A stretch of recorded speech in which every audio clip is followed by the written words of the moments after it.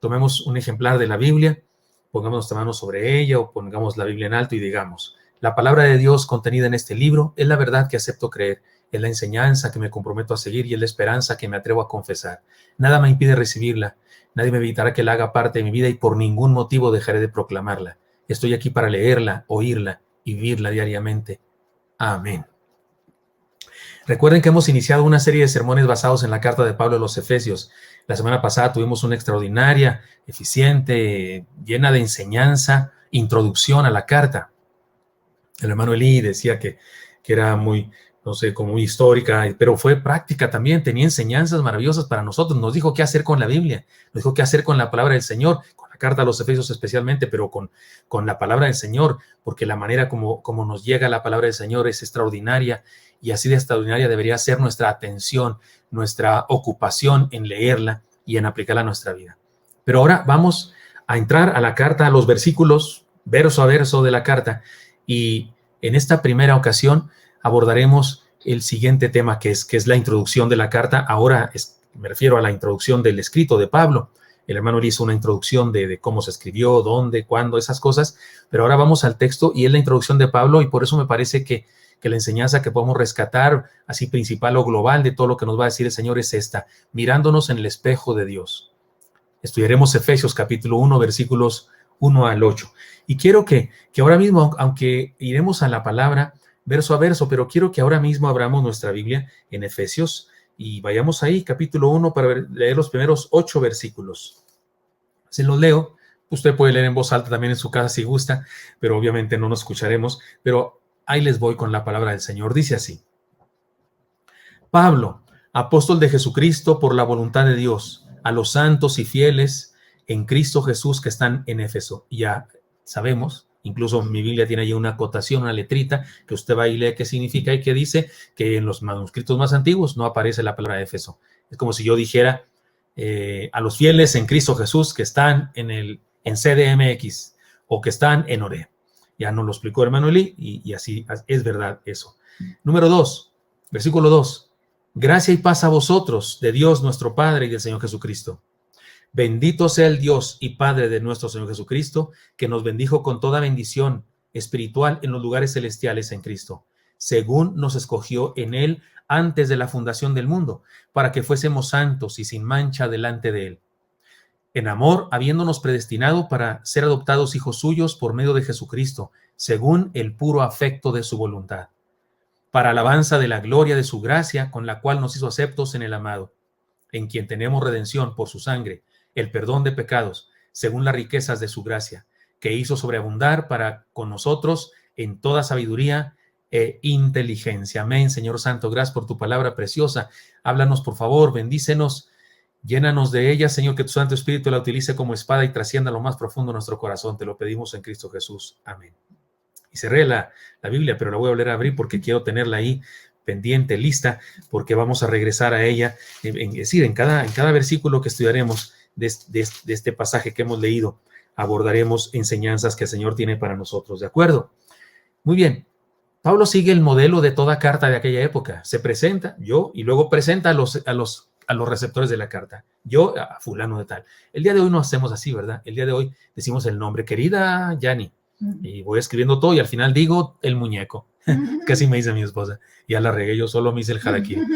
El paz te saluda. Pero en aquellas épocas las cartas se escribían al revés, de otra manera, pues. Se decía yo fulano de tal y a perenganos de tales, y luego ya se escribía el mensaje, las ideas, y al final había una doxología: salúdame a fulano, perengano, tráeme esto, aquello, que denle de comer a la vaca y cosas así, recomendaciones.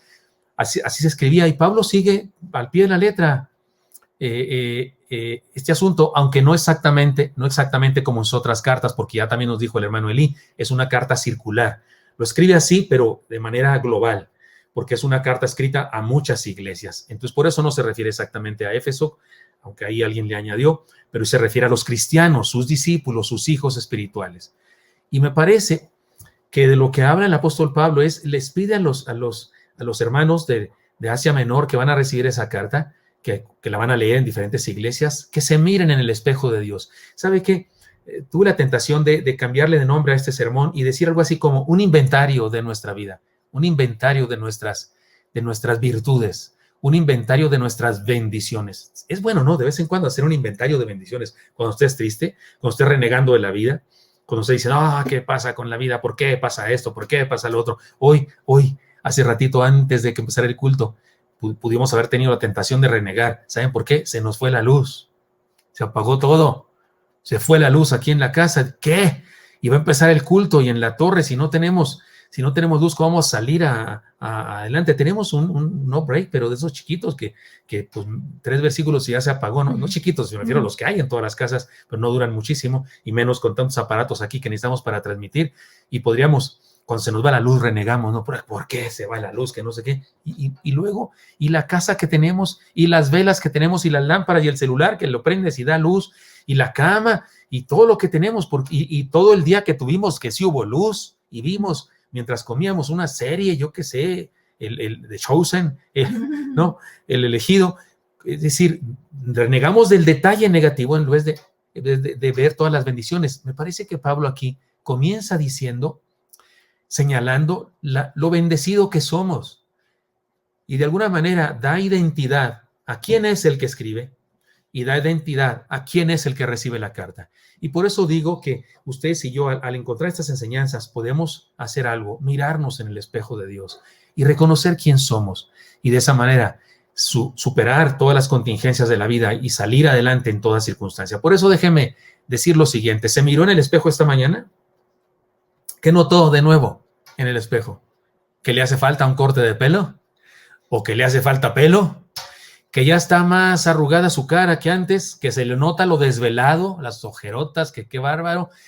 Un espejo siempre es muy revelador. Algunos espejos son terribles, ¿no? Algunos espejos sí se pasan, en serio, y nos dicen de más. Hay unos espejos de esos que por un lado dan la cara más o menos normal, pero le volteas y ese aumento. ¿Te has visto en ese espejo? Yo me rasuro y luego de repente paso por ese espejo que tiene mi esposa y ya me veo que, dije, no me rasuré, ¿o qué? Porque se ve ahí todavía que no me rasuré, porque es imposible arrancarse la piel, ¿no?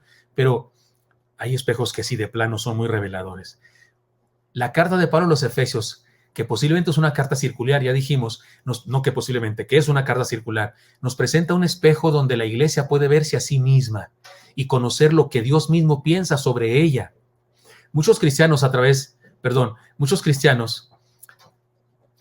de la frustración ven todo mal en el cuerpo de Cristo. Hay cristianos con una visión distorsionada de las cosas. Filtran sus conceptos sobre la congregación a través de lo que están viviendo ellos mismos o a través de lo que alguna lengua venenosa vino y les dijo. Porque hay gente así, que todo lo ve, es que hay muchos problemas en la iglesia, es que está muy mal, todos andan bien mal en la iglesia. ¿Conoces a todos los miembros de la iglesia? No hay nadie en esta iglesia que conozca a todos los miembros de la iglesia, no hay nadie, no hay solo uno. Me precio de ser uno de los que más conoce a los miembros de la iglesia, porque yo sí voy a todos los cultos, voy al de las 8, voy al de las 10, voy al de las 12, voy al del sábado a las 12. Creo que yo conozco más a la congregación que cualquier otro, pero no conozco a todos. De repente vamos al supermercado, y lo digo con vergüenza, porque somos muchos. Vamos al supermercado, mi esposa y yo, y nos encontramos a unos hermanos. Hola, pastor, hola, ¿cómo están? Bien. Y no me atrevo a decirle, vino el domingo, que nada, no sé si es de la iglesia oré o si es de otra iglesia y me escuchó una conferencia, una predicación o algo así, no sé. Y entonces me siento avergonzado. Ahora con cubrebocas menos. Ahora menos nos conocemos. El otro día nos encontramos unos hermanos y fue hasta después de que nos despedimos que yo caí en cuenta de quiénes eran. Así es que cuando alguien tiene esa visión negativa, es que estamos muy mal, es que la juventud está bien perdida en la iglesia, es que los hermanos, ¿conoces a todos? Por eso les propongo, mejor en lugar de seguir a las lenguas venenosas o seguir nuestras actitudes catastrofistas y llenas de negatividad, les propongo algo. Mejor vayamos al espejo de Dios, a ver qué opina Dios de su iglesia, a ver qué opina Dios de los santos. Y qué bueno que el hermano Elí nos informó que esta carta no fue escrita exclusivamente para la iglesia de Éfeso. Sí, también para ellos, pero no exclusivamente para ellos. Fue escrita para los cristianos de cierta región, y yo podría decir para los cristianos del mundo entero. Entonces, ¿qué dice Dios de los cristianos del mundo entero? ¿Cuál es su descripción de Dios de los cristianos? Vayamos a ella, de eso habla el pasaje.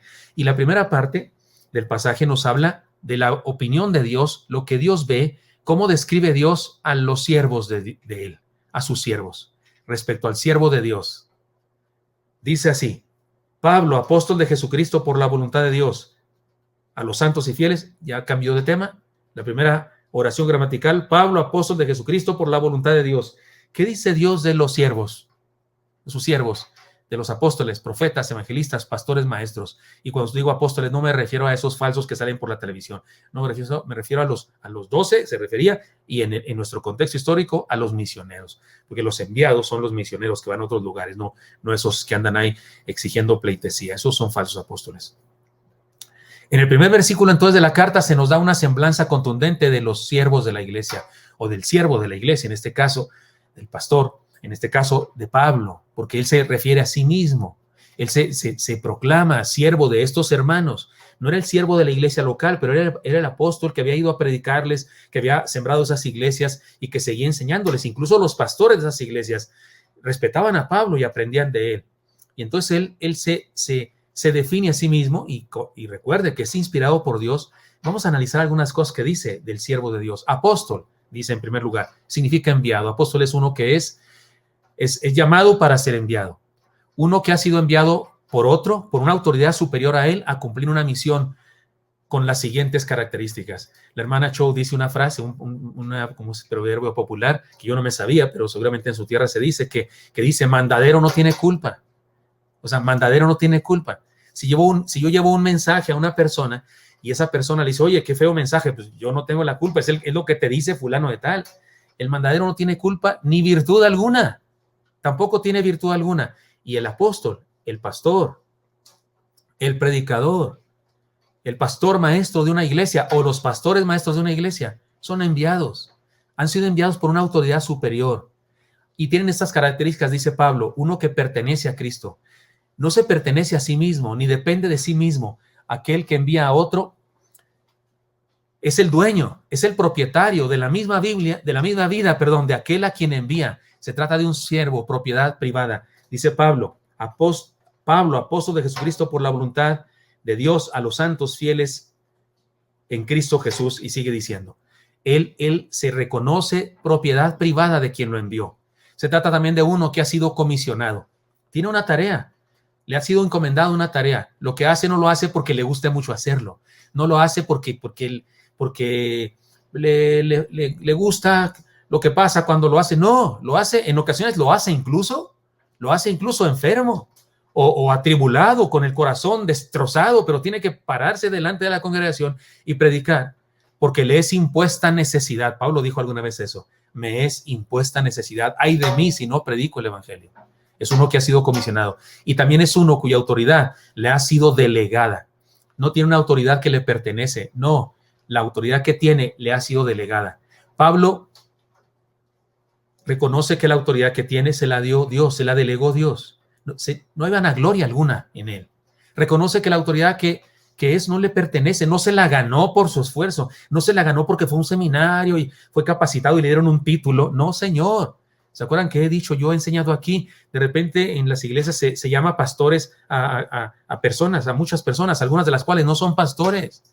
Pastor es alguien que tiene ovejas, que tiene un rebaño al que cuida, al que protege, al que le enseña.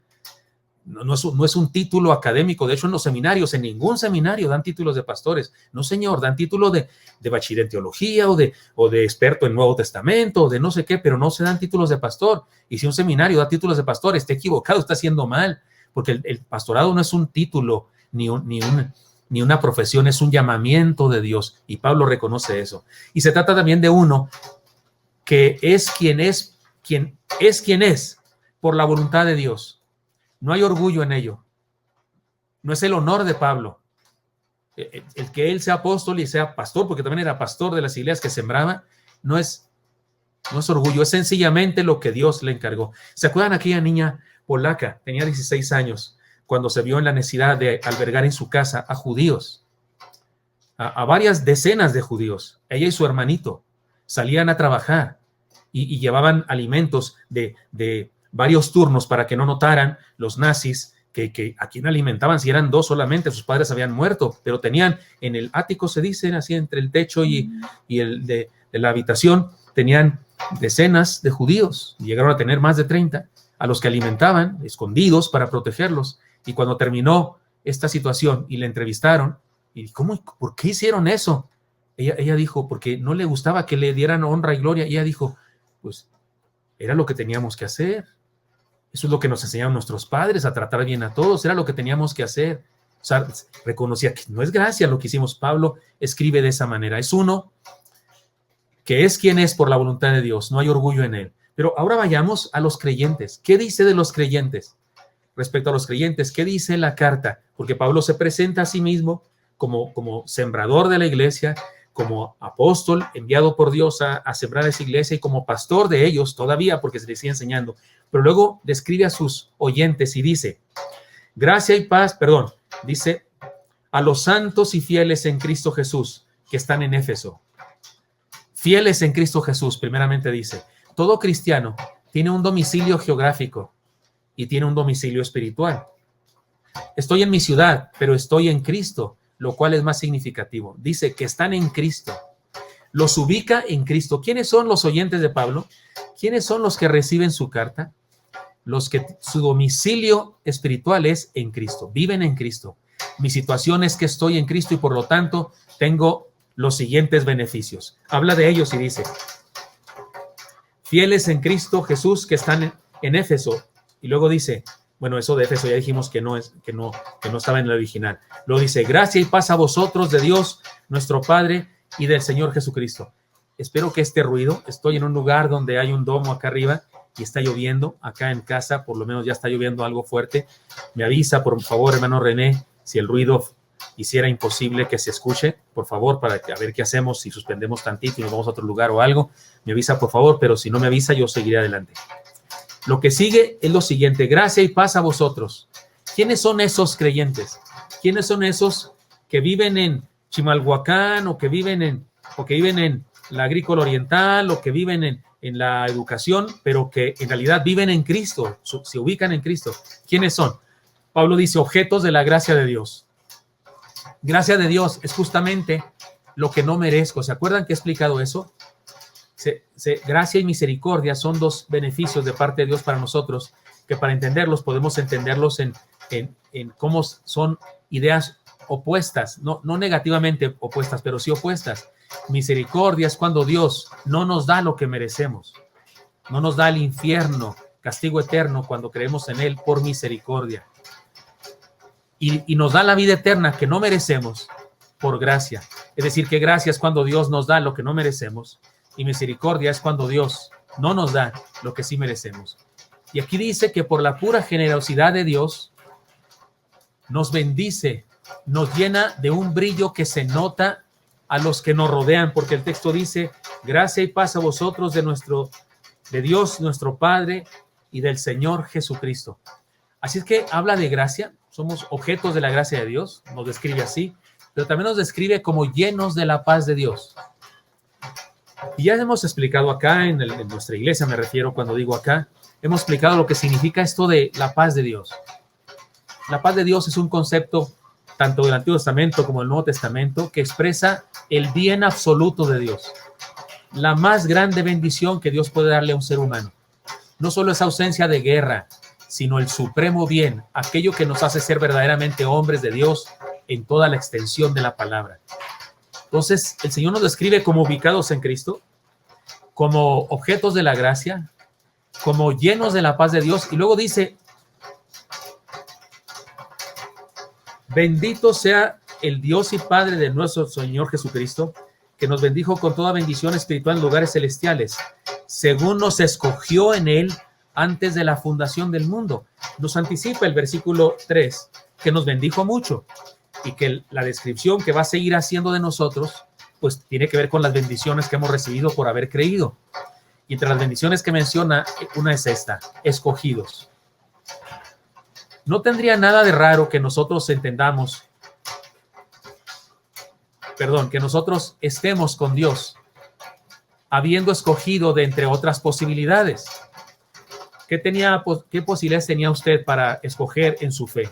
Podía escoger creer en los santos, creer en Buda, creer en Mahoma, creer en San Gilberto Virgen y Mártir, protector de los desvalidos, o creer en la cienciología, o creer en la energía de las piedras y de los cuarzos, o creer en las pirámides de Keops o en las pirámides de Teotihuacán e ir ahí en el equinoccio a ponerse en la pared, así la cara en la pared para que te transmita energía, o creer en algunos rituales, o creer en el Dios eterno, poderoso, creador del cielo y de la tierra y de todo cuanto existe. La verdad es que usted y yo, que hayamos cogido a Dios entre las posibilidades que tenemos, oiga, pues no es mucha gracia. ¿Se acuerdan cuando el Señor Jesucristo lo abandonaron algunos de los discípulos Perdón, voy a conectar este micrófono a ver si me escucho mejor, pero primero ponemos este. Dice René que es necesario. No, bueno, ya está bajando el ruido. Es que sí. Bueno, sí, vamos a esperar un momentito porque tengo que conectar acá y se puede descomponer algo. Sí. Sí, René me avisa, por favor, si no escucha y seguimos. Oiga, que hemos cogido al Señor. Sí, se escucha bien, Paz, perdón. Perfecto, gracias. Que hemos cogido al Señor no es una gracia. Cuando el Señor Jesucristo le dijo a sus discípulos, ¿queréis acaso vosotros también iros? ¿Se acuerdan lo que dijo el apóstol Pedro? Dijo, Señor, ¿a quién iremos? Solo tú tienes palabras de vida eterna. Entre las posibilidades que teníamos nosotros, que hayamos cogido a Dios y creer en Él, oiga, no fue difícil. Era lo mejor, obviamente era lo mejor. No, lo raro, lo extraño es que Él nos haya escogido a nosotros. Eso es lo extraño. Eso es lo ilógico, eso es lo excéntrico. Eso es lo que desde nuestro punto de vista es anormal. Que Dios nos haya escogido a nosotros. ¿Sabe una cosa? Si yo fuera Dios, yo no me hubiera escogido. Tengo que reconocerlo. Si yo fuera Dios, yo no me hubiera escogido a mí mismo. Yo sé de mí mismo lo que soy. Y fíjese, yo no me hubiera escogido. Dios sabe más de mí que lo que yo sé de mí. Y me escogió. Eso que nos dijo antes, que tenemos bendiciones y que es por su gracia y que es por su paz que nos dio, se expresa perfectamente en este acto soberano, divino, de habernos escogido. Y luego para que no quede duda de qué es eso de que nos escogió, dice santos, según nos escogió en Él antes de la fundación del mundo, para que fuésemos santos sin mancha. Santos es apartados, diferentes, peculiares, originales, distintos, con un estilo de vida diferente, con costumbres diferentes.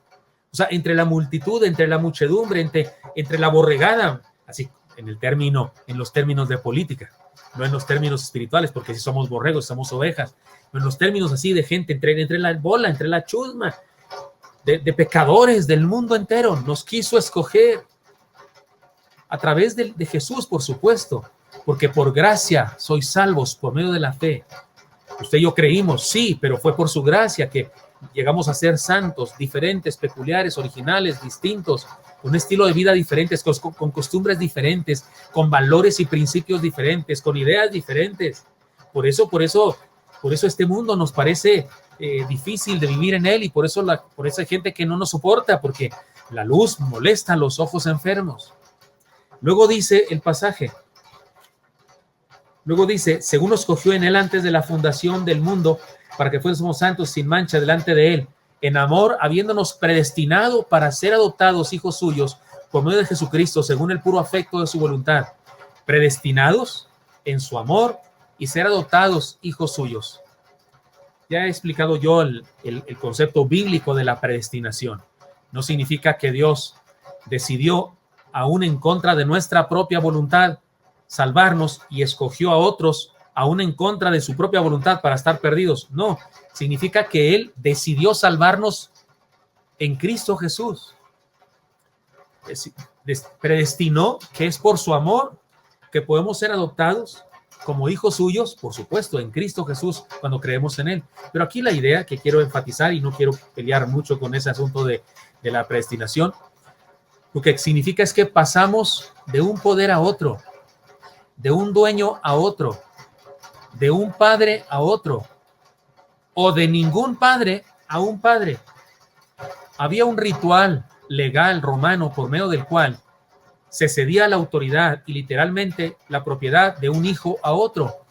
Debo decirles que en el mundo grecorromano la adopción no se practicaba en el sentido de que papás que no tenían hijos y que iban a la casa al orfelinato, pues algún hijo que nos den en adopción porque no tenemos hijos. No se practicaba eso. A la mayoría no le importaban mucho los niños huérfanos y esas cosas, sino que de repente existía una relación muy especial entre alguien, en ocasiones entre un gobernante, entre un hombre rico y un criado, un esclavo, o un guerrero, o un hijo del vecino, o un amigo de su hijo, o una persona que hacía una acción a favor de esa otra poderosa, y entonces este hombre decidía adoptarle, decidía darle su nombre, decidía pasarlo de ser una propiedad, porque los hijos eran propiedad de los padres, pasarlo de una propiedad a otra, pasarlo de un nivel, de una condición de dignidad a otra.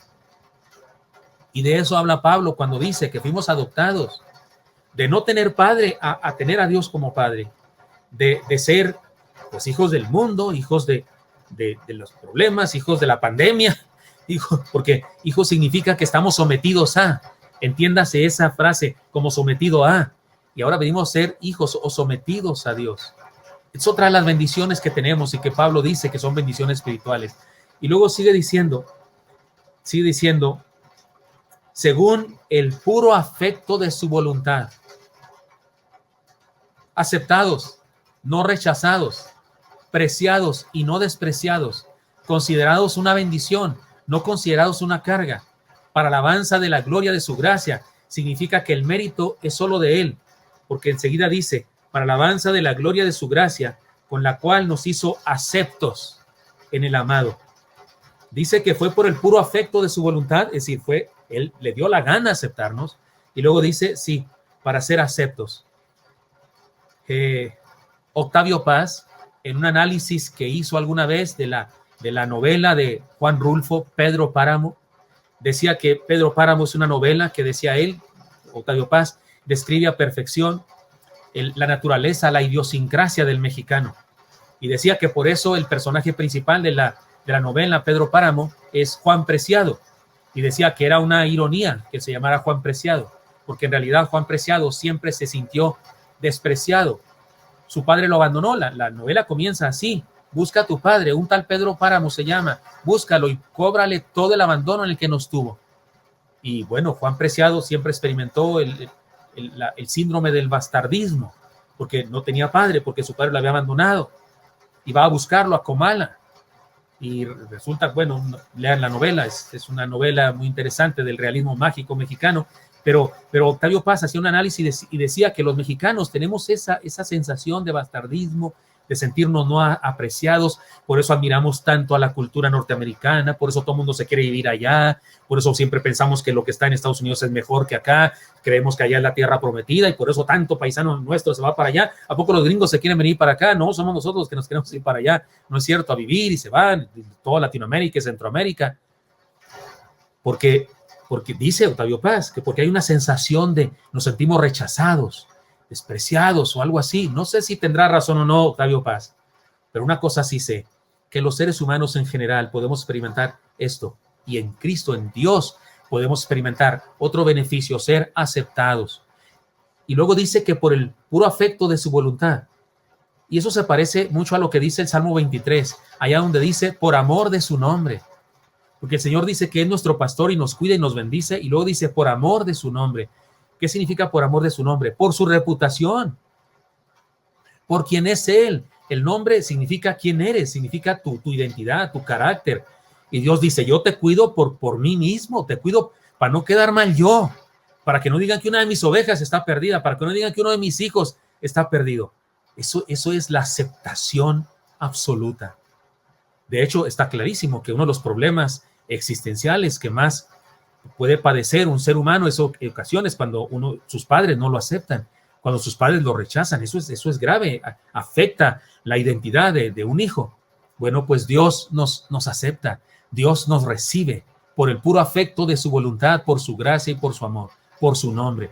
Y luego nos llama redimidos también, porque sigue diciendo el texto, para alabanza de su gloria, para alabanza de la gloria de su gracia, con la cual nos hizo aceptos en el amado. Y luego dice, en quien tenemos redención por su sangre, el perdón de pecados según las riquezas de su gracia. Redimidos.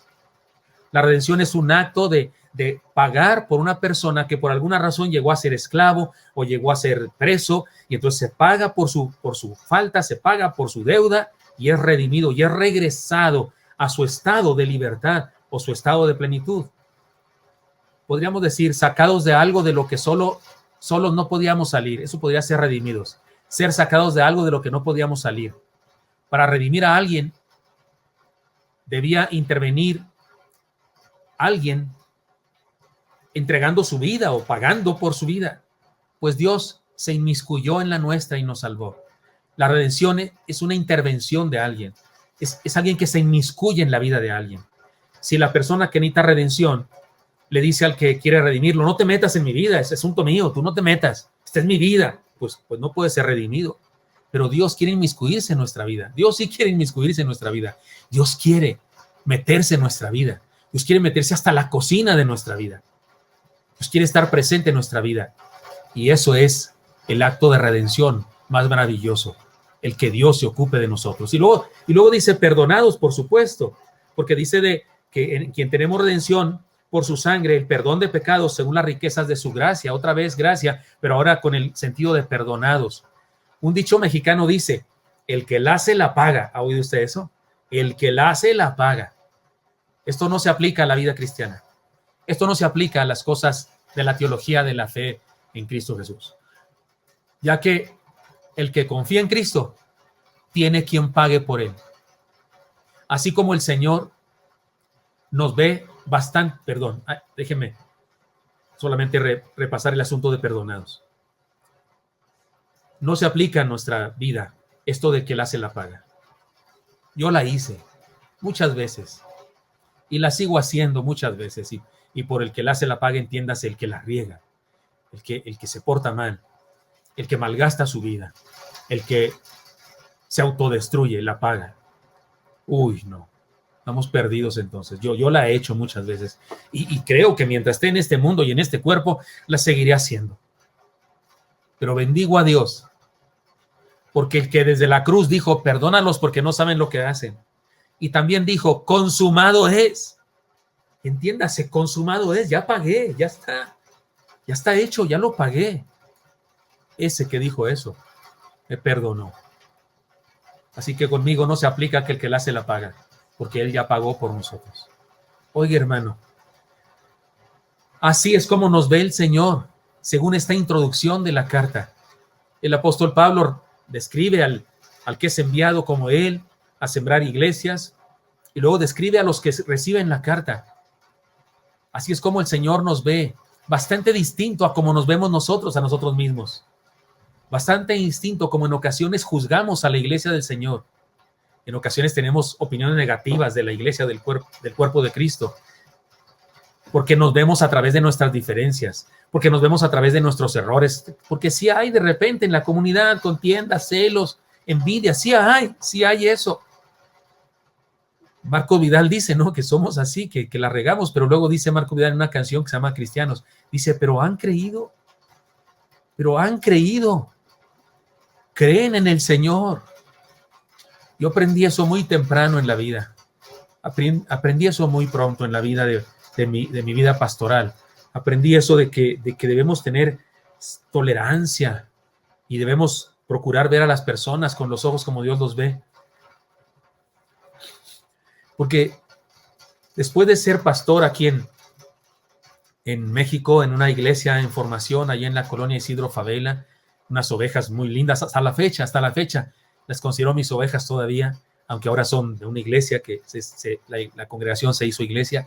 Aún a veces vienen aquí a Oreb, muy a menudo se conectan con nosotros, tal vez estén por ahí, ellos escuchándome, son personas muy queridas, saben, yo sé que se saben aludidos. Después de ser pastor de ellos, una congregación formada básicamente por algunas familias entrelazadas entre ellas, con algunos jóvenes, con muchos problemas sociales ahí en el barrio, situaciones difíciles, con complicaciones terribles de la vida. Después fui a Chihuahua, a una congregación allá en las afueras de la ciudad, en Cerro de la Cruz. También personas muy amadas por mí también. Algunos de ellos también se conectan todavía con nosotros ahora en esta iglesia. creció con muchos jóvenes. Yo era joven, tenía 23 años cuando fui pastor allá, cuando fui pastor acá, pues menos de 23, entre los 19 años y los 22 sería. Y tuve que convivir mucho con jóvenes. Y pude ver los conflictos y las sesiones difíciles. A menudo alguna mamá iba conmigo, pastor, pero es que mire los jóvenes, pastor, es que mi hijo esto y aquello. Y yo lloraba porque no sabía qué hacer. En ocasiones todo el camino desde allá, desde Isidro Favela, tomaba un camión hasta el Toreo, me parece. No, ya no sé cómo viajaba, pero agarraba 2 camiones y luego un pecero para llegar hasta el seminario. En el caso de Chihuahua, vivía yo ahí en esa colonia y siempre de camino a la casa, en las noches de oración, yo sufría y lloraba porque, pues, ¿qué hago? ¿Qué les digo? Ya les dije, pero sigue habiendo problemas, sigue habiendo chismes, sigue habiendo dificultades. Otra vez cayó este joven en el pecado de la drogadicción o de no sé qué. Pero luego el domingo, durante el culto, cuando yo me paraba a dar la bienvenida, ahí estaban esos jóvenes. Ahí estaban. En ocasiones yo estaba orando por alguien que había durante la semana hecho alguna fechoría y de repente lo veía entrar a la pequeña casa ahí con un ropero, con una cama, me refiero cuando era seminarista, o allá en Azael, en Chihuahua, al templo ahí con paredes sin terminar, y le veía entrar y entonces yo decía, pero han creído y aquí están. ¿Hay problemas? Sí hay problemas. ¿Cometemos errores? Sí cometemos errores, pero aquí estamos navegando como en la tormenta los discípulos y el Señor nos ve. Me gusta más la idea de vernos así, de vernos como Dios nos ve. Y además, todavía falta más bendiciones, porque luego dice, bendecidos con sabiduría, que nos hizo sobreabundar para con nosotros en toda sabiduría e inteligencia. En este pasaje la palabra usada describe el conocimiento de Dios. Aquí sabiduría, Sofía, se utiliza en el sentido del conocimiento de Dios, es decir, el descubrimiento de quién es Él y qué quiere. Podríamos hablar de un conocimiento vivencial, porque el Señor es una persona, así que cuando lo conocemos no significa que sabemos datos biográficos de Él, significa que lo conocemos a Él, porque nos relacionamos con Él. Si esto no es bendición, entonces dígame qué es. La sabiduría, en este pasaje por lo menos, significa que conocemos a Dios. No significa un conocimiento matemático, científico, significa un conocimiento vivencial, un conocimiento espiritual. Conocemos a Dios, hablamos con Él, sabemos cómo es, qué quiere. Y luego dice, inteligencia, traduce en nuestra versión, sabiduría, y luego traduce inteligencia. La palabra que se usa puede traducirse también como entendimiento, y es la idea de un conocimiento de la vida, el conocimiento práctico por medio del cual debemos vivir de acuerdo a la voluntad de Dios, en virtud de la imagen que Él tiene de nosotros. Es decir, porque le conocemos, sabemos de qué se trata la existencia. Oiga, hermano, mire, déjeme tratar de hacer un resumen así, como se dice, mirada de pájaro. Fieles, ¿cómo nos llama Dios? ¿Cómo llama esta carta a los oyentes del apóstol Pablo? A los receptores de la carta de Pablo. Nos llama fieles en Cristo, o objetos de la gracia de Dios, llenos de la paz de Dios, escogidos, santos, predestinados en su amor y ser adoptados hijos, aceptados, redimidos, perdonados, bendecidos con sabiduría, bendecidos con inteligencia. Por favor, hermano, la próxima vez que quiera hablar de la iglesia, por favor, hermana, por favor, hermanos, la próxima vez que ahí en Radio Pasillo o en alrededor de la mesa de nuestra comida se nos ocurra hablar de la iglesia, sería bueno que regresemos a este sermón y a este pasaje de la Escritura y veamos todo lo que dice el Señor de su iglesia. Eso somos su iglesia.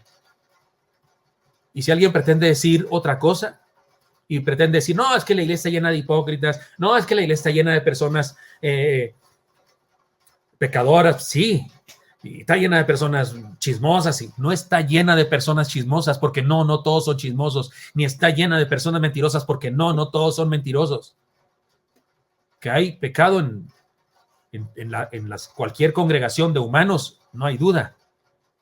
Pero esos a los que usted está tratando de describir, según el Señor, inspira a Pablo para que digamos de esos que son fieles en Cristo, objetos de la gracia de Dios, llenos de la paz de Dios, escogidos, santos, predestinados en su amor para ser adoptados hijos suyos, aceptados, redimidos, perdonados, bendecidos con sabiduría y bendecidos con inteligencia o entendimiento. Por favor, cuando oro por Oreb, cuando oro por todos aquellos que se conectan con nosotros, pienso en estas características. Aprendí eso muy temprano porque yo era muy joven y tenía problemas típicos de pastor cuando sufría por lo que estaba pasando en la congregación y por aquellos que aún no aceptan el compromiso y que están luchando un paso para adelante y dos para atrás, esas cosas. Recibí de Dios la consigna de comenzar a pensar en cada uno de ellos con estos atributos, con estas definiciones que Dios da de ellos y creer que son eso por la gracia de Dios. Así que, hermanos míos, mirémonos a nosotros mismos en el espejo de Dios y miremos a los demás en el espejo de Dios. He aquí el desafío a mirarnos en el espejo de Dios. Cuidado con los mitos de la identidad. El problema de Adán y Eva comenzó cuando dudaron de su identidad y anhelaron algo más. La serpiente le dijo a Eva, seréis como Dios. Mirarnos en los ojos de Dios o en el espejo de Dios significa que nos conozcamos de acuerdo a lo que dice el que nos creó de la nada. A lo que dice Él, que nos creó de la nada. Nos formó, nos dio vida y nos puso en este mundo. No se trata, escúcheme, no se trata del mito de la autopercepción. Porque alguien puede decir, sí, por eso yo me veo a mí mismo. No estoy hablando de verte a ti mismo con tus ojos. No estamos hablando de vernos a nosotros mismos en nuestro espejo, no, señor. Estamos hablando de vernos en los ojos de Dios, de vernos en el espejo de Dios. No se trata del mito de la autopercepción, la absurda idea de que lo que sintamos ser, eso es lo que somos. Eso es una locura, eso. Hace años, cuando una persona decía que él era Napoleón Bonaparte, lo metían a un manicomio, ¿no? No, ahora no. Ahora, si una persona se cree un árbol, pues eso. Hay quien se casó con un árbol ya. Hay quien se cree una niña de no sé cuántos años. Esas cosas absurdas, anticientíficas, absurdas, absolutamente. No estoy hablando del mito de la autopercepción, como si los sentimientos fueran una especie de genio que cambia la realidad. No importa qué sientas que eres lo que eres, punto. No importa lo que sientas que eres, no importa tu autopercepción. El que te creó como lo que eres realmente, no importa cuánto te disfraces y digas otra cosa. Ni se trata del mito del espejo mágico, porque el espejo de Dios es lo que Él dice, pero el espejo de la bruja de Blancanieves, ¿es Blancanieves? De la bruja de Blancanieves es otra cosa. ¿De qué hablo cuando digo el mito del espejo mágico? La fantasiosa idea de que si nos convencemos a nosotros mismos de algo, las fuerzas del universo convergen para hacerlo realidad. Es una locura eso. Hay quien recomiendan eso, ¿no? Que vayas al espejo y le digas, tú, Gilberto, tú eres un campeón, eres todopoderoso. Tú puedes. Es una tontería. Los profetas de la superación personal hablan de eso y realizan una especie de ritual que ciertamente es como una religión, en donde se trata de dar un coco wash a uno mismo para automotivarse y lograr todo lo que uno se plantea. No estoy hablando ni de la autopercepción, ni del mito del espejo mágico, ni del mito de las declaraciones. El mito de las declaraciones, declaro esto y declaro lo otro, y usamos la otra palabra que no es declarar, la otra palabra, decreto esto. Oiga, esta es la versión, eso de decretar y declarar, es la versión religiosa, no cristiana, por supuesto, de las dos anteriores. Las dos anteriores locuras, la versión cristiana de eso, no cristiana, perdón, la versión religiosa de eso es eso de las declaraciones. Y consiste en creer que tenemos un poder creador en lo que decimos, cosa que solo Dios tiene poder, puede hacer. En nuestra boca no hay ningún milagro. Discúlpeme, la Biblia no dice eso. Es mentira. Dios tiene el poder, nosotros no. Mirarnos en el espejo de Dios es una experiencia espiritual cuya base está en la revelación de Dios y no en nuestros sentimientos, opiniones o declaraciones. Lo que soy, este libro lo dice. Si usted me quiere definir como otra cosa, en Efesios el apóstol Pablo, inspirado por Dios, me definió a mí como algo diferente que lo que algunas personas dicen. Entonces, mirarnos en el espejo de Dios no tiene que ver con con declaraciones, sentimientos o gustos personales o autopercepción. No, tiene que ver con una experiencia espiritual que tiene su base en la palabra de Dios. Ay, me está desbaratando mi vida. En la palabra de Dios. De acuerdo con la palabra, el hombre ha sido creado a imagen de Dios. Su iglesia es su mismo cuerpo, dice la Biblia. Si lo entendemos así, tendremos una idea, un concepto apropiado de uno mismo y un concepto apropiado de la congregación en la que participamos. Así que alentémonos a seguir en la batalla en vez de desanimarnos. Porque en ocasiones nos animamos por creernos rodeados de gente difícil. Dios tiene una idea clara de quién somos. Cualquier cosa negativa no viene de Él. Y no hace falta investigar de dónde viene, sencillamente superémosla, rechacémosla, superémosla y sigamos adelante, sigamos adelante. Vivamos viéndonos en el espejo de Dios. Ahora mismo, quiero mirar, no puedo hacerlo, pero quiero fijar mi mirada ahí en la cámara que me está grabando para de una manera simbólica mirarlos a ustedes. ¿Y qué miro en ustedes? ¿Sabes qué miro, hermana Yanni? Héroes. Miro héroes. Personas creyentes que se atreven a levantarse cada mañana a enfrentar la vida, a enfrentar el trabajo, a enfrentar la enfermedad, a enfrentar los dolores, los duelos de la vida, a enfrentar las situaciones económicas difíciles. Y sé que son héroes y que lo hacen porque creen en Dios, porque han sido redimidos, salvados, perdonados, llenos de sabiduría, llenos de entendimiento. Eso miro en la iglesia del Señor. Así que, hermanos míos, mirémonos en el espejo del Señor y no permitamos que ningún otro espejo venga a decirnos ninguna tontería. Que Dios es el que tiene derecho de decir quién somos. Y eso somos para Él. Señor Santo, te doy gracias porque me das permiso de hablar con mis hermanos esta palabra y te pido que nos nutra, nos bendiga, nos transforme y nos ayude a superar cualquier circunstancia de la vida y seguir adelante. Te lo pido en Cristo Jesús. Amén. Cantemos.